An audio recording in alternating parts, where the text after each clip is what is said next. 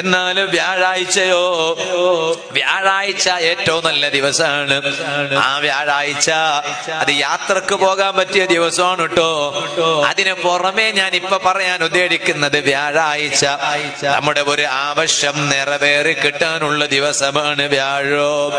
ഒരാളുടെ അരികിലേക്ക് ഞങ്ങൾ ഒരു കാര്യം അയാളിൽ നിന്ന് നടന്നു കിട്ടണം, എന്നാൽ അതിന് ഏറ്റവും നല്ല ദിവസം അത് വ്യാഴാഴ്ച അതിന് പറ്റിയ ദിവസമാണെന്ന് പണ്ഡിതന്മാര് പറയുന്നുണ്ട്.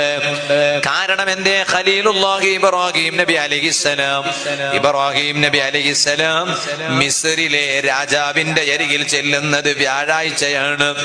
ആ ദിവസം ചെന്നപ്പോൾ ആ രാജാവ് ഇബ്രാഹിം നബി അലൈഹിസ്സലാമിനെ ബഹുമാനിച്ചു. ഇബ്രാഹിം നബി അലൈഹിസ്സലാം പറഞ്ഞ ആവശ്യം നിറവേറ്റി കൊടുത്തു.